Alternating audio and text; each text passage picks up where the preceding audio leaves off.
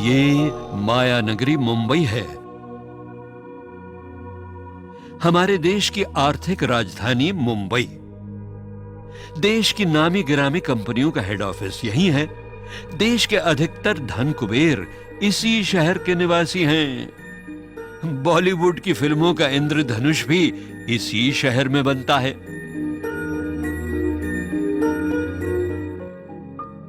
लेकिन मुंबई का एक और भी रूप है। ये पहाड़ जो आप देख रहे हैं ना, ये टूरिस्टों को लुभाने वाले कुदरती पहाड़ नहीं हैं। ये मुंबई के कचरे के पहाड़ हैं। इनका निर्माण हमने किया है।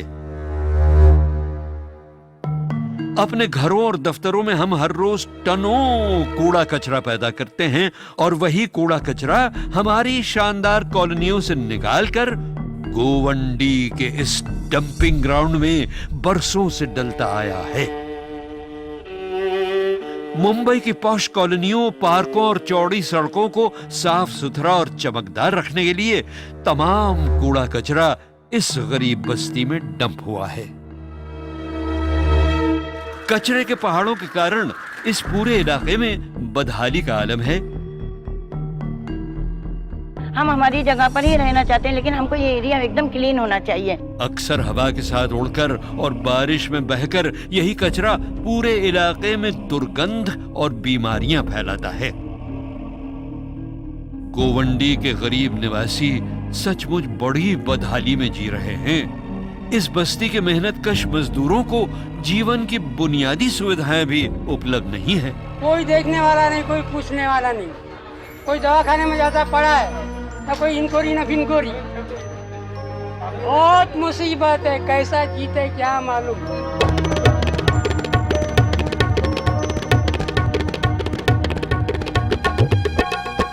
यहाँ पे इतनी समस्या है, गंदगी है। ये रोड में गए 5 साल से लगातार बीएमसी को बोल रही हूँ कि रोड बना के दीजिए। यहाँ पे लोग डेली कितने सैकड़ों लोग यहाँ से ट्रैवल करते हैं, बच्चे स्कूल जाते हैं इस रोड से।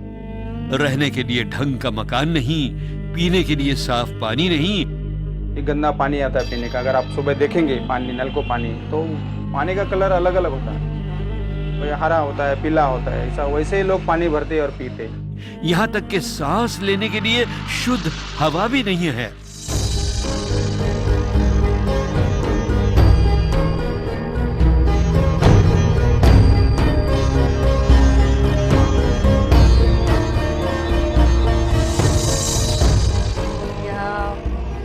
सब तरह की बीमारियां दिखाई देती है।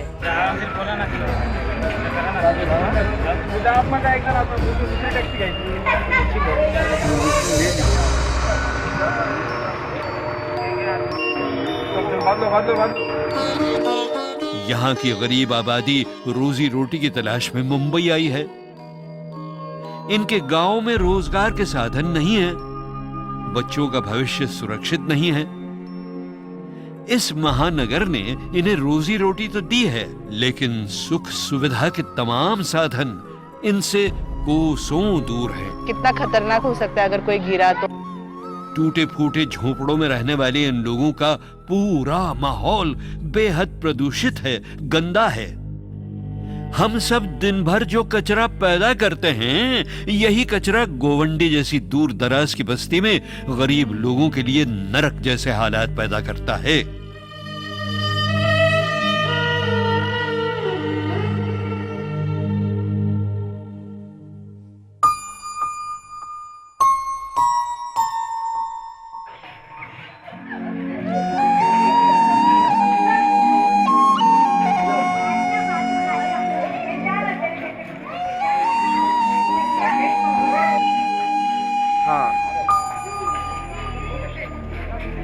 गोवंडी की सबसे बड़ी समस्या है यहाँ पर कूड़े कचरे का ढेर, यहाँ की गंदगी। इसके कारण यहाँ पर कॉस्मिक एनर्जी का फ्लो बाधित है और यहाँ पर निगेटिव एनर्जी दिखाई देती है। कचरे के कारण गोवंडी में चारों तरफ मक्खियों और मच्छरों का राज है।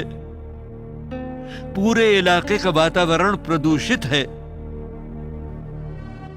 हमने अपना कचरा दूर फेंककर अपना घर दफ्तर तो साफ सुथरा कर लिया, लेकिन गोवंडी जैसी बस्तियों में यही कचरा तरह तरह की घातक बीमारियों को जन्म देता है।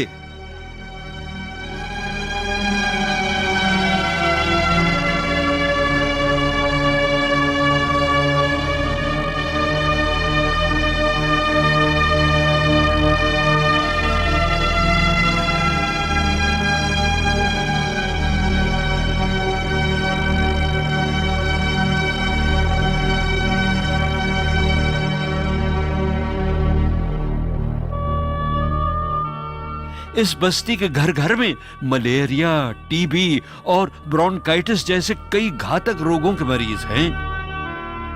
बच्चों में भी जानलेवा बीमारियों के लक्षण हैं।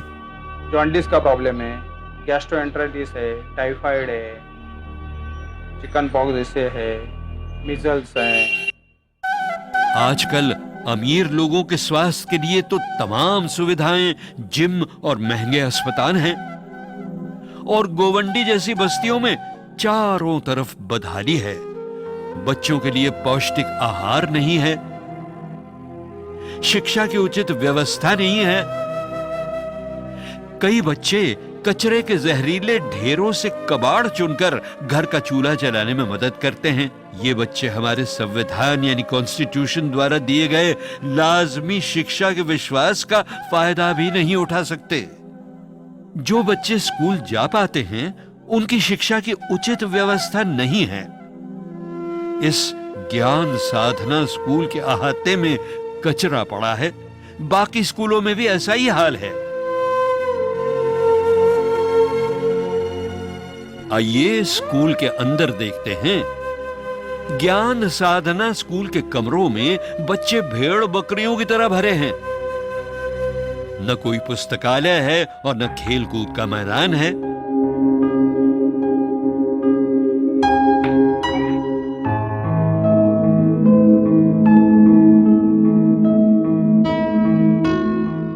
आइए स्कूल के प्रिंसिपल से जानते हैं बस्ती की बदहाली के बारे में। स्कूल के एक तरफ गंदा नाला है, दूसरी तरफ कचरे का ढेर है, फिर भी हमारे स्कूल के बच्चे मन लगाकर पढ़ते हैं। करीब 20% बच्चों को टीबी है। इस बस्ती के गरीब मेहनतकश मजदूर परिवारों के पास न साधन हैं और न ही सरकारी विभागों को अपनी स्थिति से परिचित कराने का समय और उचित जानकारी।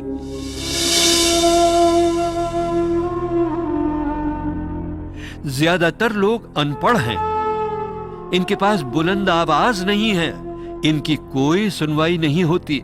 आप बॉम्बे को शंघाई बना रहे, लेकिन हमको प्रॉपर बॉम्बे तो बनाइए। बम्बई को शंघाई बनाने की बात, मैं तो मानता हूं कि ये वृत्ति मेरे देश में आर्थिक गुलामी लाएगी। राजनीतिक स्वतंत्रता मिली, लेकिन गांधी ने कभी स्वतंत्रता शब्द का इस्तेमाल नहीं किया, स्वराज का इस्तेमाल किया। स्वराज मिला किस सामान्य नागरिक को और गोंडी के नागरिकों को?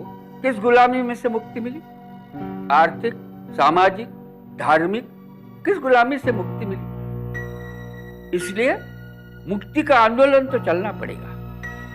सिर्फ राजनीतिक स्वतंत्रता मिलकर नहीं होती। और जब आर्थिक मुक्ति की हम बात करते हैं तब शंघाई की बात करना बहुत गलत हो जाता है। और किसी भी चीज की नकल जब करते हैं तब वो असल नहीं होती।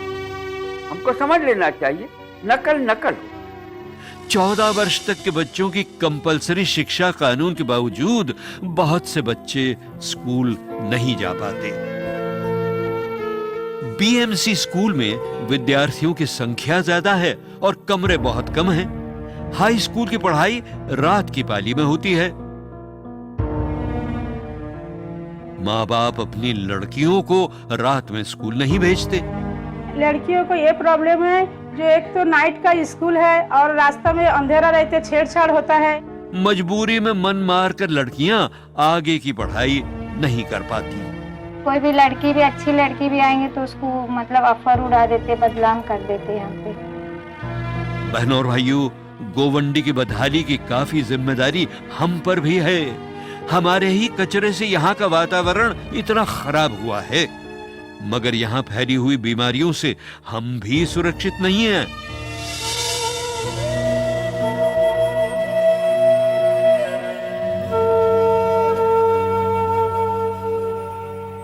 इन बस्तियों के निवासियों से हमारा हर रोज संपर्क होता है। यहाँ के टैक्सी ड्राइवर, घरेलू काम करने वाले लोग हमारे पास आते ही रहते हैं।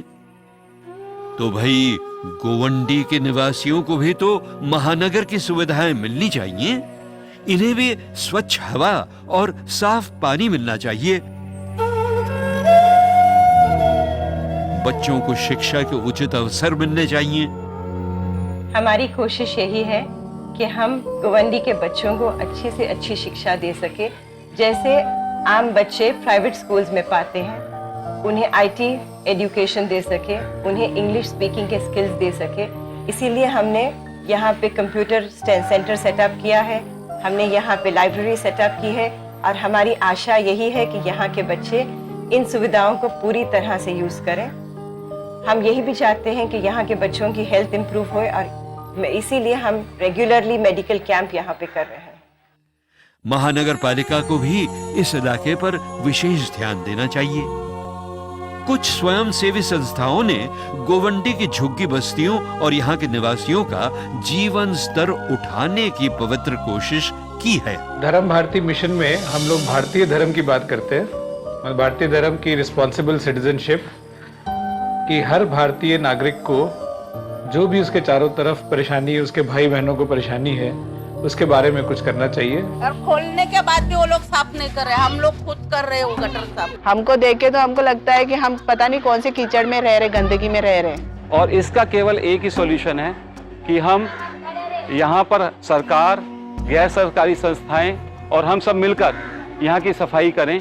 सामाजिक उद्यान के कामों में जुटी हुई संस्था धर्म भारती मिशन ने इस बस्ती के 3 स्कूलों के बच्चों को पौष्टिक भोजन उपलब्ध कराने की शुरुआत की है। बच्चों की शिक्षा का स्तर सुधारने के लिए कंप्यूटर की शिक्षा भी दी जा रही है। लोगों के सहयोग से इस संस्था ने शौचालय बनवाकर इलाके की सफाई पर भी काफी काम किया है। संस्था आरटीआई के माध्यम से भी यहाँ के निवासियों में जागृति पैदा कर रही है। आशा है ये कोशिशें जल्द सफल होना शुरू हो जाएं, नहीं तो गोवंडी बस्ती मुंबई महानगर के माथे पर एक अमिट कलंक बनकर रह जाएगी।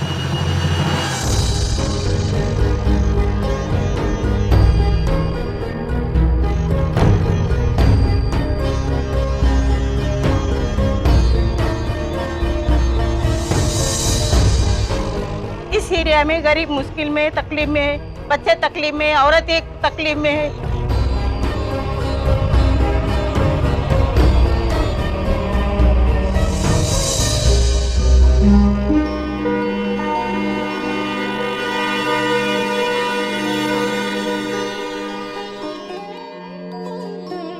तो क्या हम लोगों को मच्छर काट रहा है, इतनी मच्छर की बच्चों लोग बीमार हो गए। देखिए, इस कचरे की जिम्मेदारी हम लोगों के ऊपर ही है। हम ही लोगों ने इस कचरे को पैदा किया है और ये कचरा यहाँ डंप कर दिया। तो 2 चीज़ें मैं ज़रूर सब लोगों से अनुरोध करना चाहूँगा, पूरी बम्बई वालों से, कि एक तो अपने घरों में, दफ्तरों में कम कचरा पैदा करें, और दूसरा, जिस कचरे ने यहाँ पे समस्याएं पैदा की हैं, इन समस्याओं से निजात दिलाने के लिए गोवंडी के लोगों की मदद करें, यहाँ के बच्चों की मदद करें। गांधी जी ने कहा है कि जब भी कोई फैसला लेने में कुछ संकोच हो तो हमें वो फैसला लेना चाहिए जो गरीब लोगों के हित में हो। क्या गोवंडी में कूड़े के ढेर लगाना किसी भी नजरिए से यहाँ के गरीब निवासियों के हित में है? धर्म भारती मिशन जी जान से अपने काम में जुटा हुआ है, लेकिन इसके साधन सीमित हैं। यहाँ की समस्याओं को देखते हुए इसे भी आटे में नमक ही कहा जाएगा। इस काम को काफी बड़े पैमाने पर सरकारी और गैर सरकारी संस्थाओं की मदद से तेजी से आगे बढ़ाने की जरूरत है। कुछ संस्थाओं और जाने पहचाने नागरिकों ने धर्म भारती मिशन के साथ जुड़कर गोवंडी के चौतरफा विकास की योजना बनाई है और उसे नाम दिया है गोवंडी कायाकल्प परियोजना। इस योजना का मकसद है गोवंडी को गंदगी और बीमारी से मुक्त करना, बस्ती के बच्चों को तालीम देकर यहाँ का विकास करना। मेरा नाम दामिनी है, मैं टीचर बनना चाहती हूँ। मुझे डॉक्टर बनना है और बस्ती के लोगों का इलाज करना है। मैं इंजीनियर बनना चाहता हूँ। मैं आईपीएस ऑफिसर बनना चाहता हूँ। मैं पायलट बनना चाहता हूँ। मैं एक डांसर बनना चाहता हूँ। मैं एक्टर बनना चाहता हूँ। गोवंडी का कायाकल्प एक चुनौती है। इस योजना की सफलता के लिए मुंबई महानगर पालिका के साथ साथ सभी मुंबई वासियों की मदद की जरूरत है। आप सबके सहयोग से ही ये काम संभव हो सकता है। वो बंबई की वृत्ति, वो महाराष्ट्र की वृत्ति अगर चली जाएगी तो फिर गोवंडी आप पनपेंगे। एक गोवंडी में काम करेंगे, वहां का कचरा डालना बंद करेगा तो दूसरी जगह आप कचरा लेके डालेंगे, दूसरी गोवंडी तैयार करेंगे। इसलिए दुहेरी तरीके से इसको सोचिए कि दूसरी गोवंडी निर्माण नहीं होगी, इसका विचार कीजिए, इसके लिए काम कीजिए और इस गोवंडी को भी इंसानियत से जीने के लिए सारी व्यवस्था हो सके, इस भूमिका से अपने पंच के इनके साथ काम कीजिए। ये करने की सद्बुद्धि भगवान आपको लोगों को दे, ऐसी भगवान से धर्माधिकारी के नाते प्रार्थना करता हूँ। आपको नमस्कार। शायर राकेश पालीवाल का शेर है, हमने जलाई है मशाल रब के नाम पर, हमने जलाई है मशाल रब के नाम पर, राकेश होगी रोशनी हर एक मकाम पर। तो बहनों और भाइयों, आइए आप भी आगे बढ़िए और इस पवित्र काम में धर्म भारती मिशन के सहयोगी बनिए। गोवंडी वासियों की मदद कीजिए और संकल्प लीजिए कि हम कम से कम कचरा पैदा करेंगे, भविष्य में कहीं दूसरी गोवंडी नहीं बनाएंगे। जय हिंद।